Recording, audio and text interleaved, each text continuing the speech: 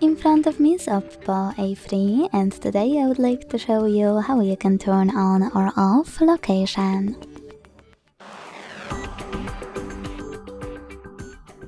First of all, go into the app menu and look for location shortcut.